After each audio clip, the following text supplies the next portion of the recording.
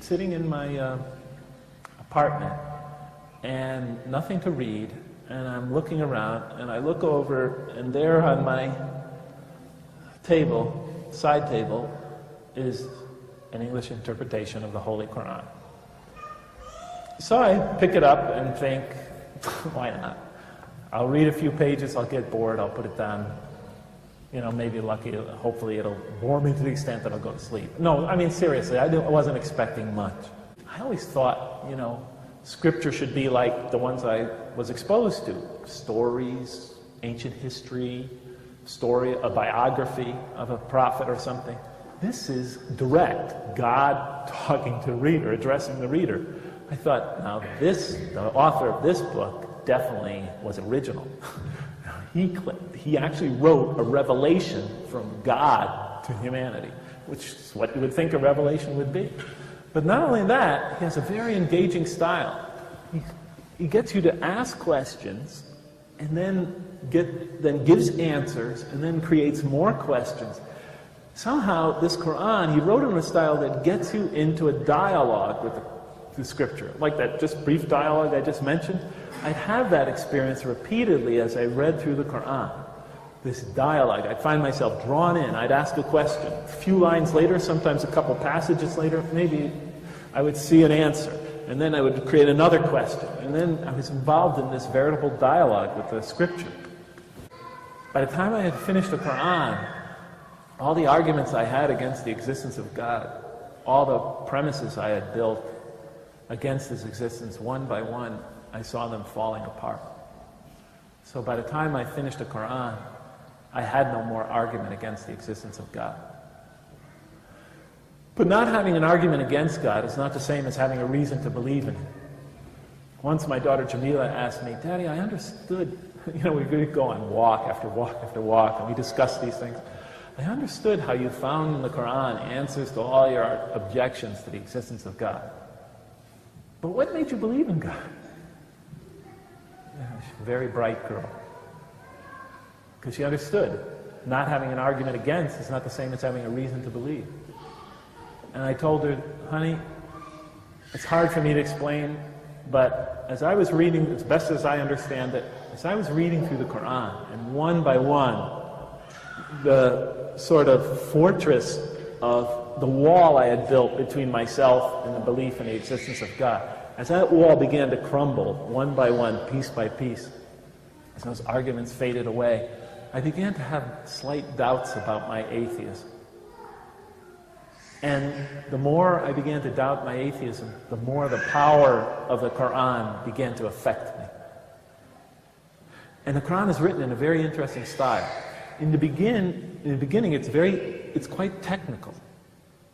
It goes into a lot of specifics, laws and rules and regulations. By the middle, it takes you into stories, beautiful stories, powerful allegories.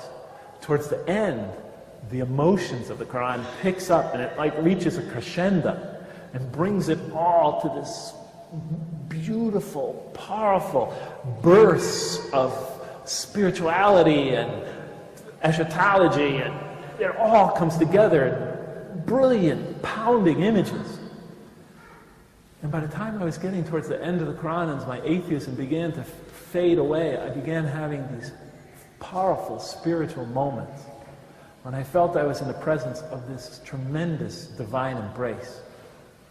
I remember reading the surah, وَالضُّحَى وَاللَّيْلِ إِذَا سَجَى مَا وَدَّعَكَ رَبُّكَ, you know. When I got to the end of that surah, I cried like a baby for 20 minutes. I didn't even believe in God. And it brought me to tears. And you know, I would try to deny these experiences as I was having them. I would try to step on them. They just kept coming. And it was whittling away at my atheism. So by the time I was finished with the Quran, I had severe doubts about the non-existence of God. And I thought I would go to the place where the Muslim students pray and ask them the questions. I wasn't going to become a Muslim. I mean, that's out of the question. But I thought maybe they could help say something that I could form my own kind of personal religion or something like that, or, you know, or personal philosophy that could soothe me and get this out of my system. But of course, I was an American, he was an Arab. You know, I was a Western, I was an atheist. Of course, it was impossible. And then he said to me, because now I really was going to leave, he said to me, so would you like to become a Muslim? I looked at him like, are you nuts? I looked at him and said, no. I laughed. No, thank you. Actually, my hands were sweating, the back of my neck was getting wet, I felt panic, I felt my whole body getting hot, but I laughed it off. I said, no, not today. It's not for me, I just came to ask some questions. And then he looked at me, you know, like he was looking through me. He said, I think you believe in this. Why don't you just try? And when he said that, before he said that, I could see my friends laughing at me. I could see myself trying to explain it to my mother, how I became a Muslim. I could see people stumbling over explanations to old friends of mine. Some of them were dead by now. But, you know, all these voices and heat rushing through my body. But when he said that, you know, I think you believe in it. Why don't you just try? Suddenly I just calmed down. I didn't feel anything anymore, just blank. And then I remembered my words my mom used to tell me. My mom used to tell me, son, if you believe in something, it had nothing to do with religion. If you believe in something, and you believe it really, truly in your heart, you should pursue it wherever it takes you, even if all of humanity is against you. And she said that was something about, that's a very German thing, because my parents are German, but everybody believes it anyway. So in any case, I remembered it, and I got comforted from it, and I looked at the three brothers there. Now there were two more that came in, Rossley and another brother from Malaysia. And I looked at them all the brothers there, 5 now, and I told them, yeah, I think I'll become a Muslim. And you should have seen their faces. They looked like the Apollo engineers after the first successful moon landing. You know, they were all congratulating each other and smiling, and a couple of them were, you know, hugging each other. It was an amazing reaction. I thought that they just had become Muslims. And just then the door opens, and another brother, biblical-looking brother, comes in the door, dressed just like Brother Hassan. He comes in, he's burly though, he looks like Burl Ives. I don't think you know who that is. Old American singer, big burly guy, sort of like Santa Claus. And his name is Mustafa, and they say, Mustafa, the brother wants to become a Muslim. So Mustafa comes running over and he grabs me, giving me this big, you know, the Muslim triple hug, which I had never had up until that point. To give me a hug, and then Hassan says to him, he hasn't become a Muslim yet, Mustafa. Mustafa goes like this, let's go with me.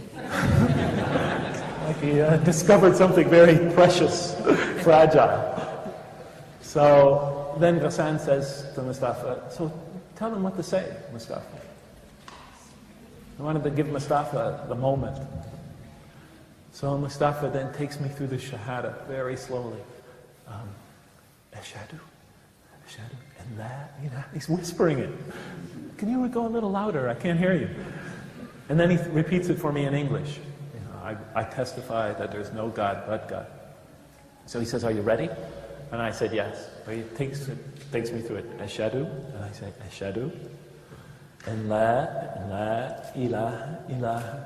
And I tell you, with each word, I felt like I had been dying of thirst all those years. And with each word of the Shahada, it felt like somebody was dripping a drop of water into a parched throat. And so I became a Muslim. And I walked out of there that day, a Muslim.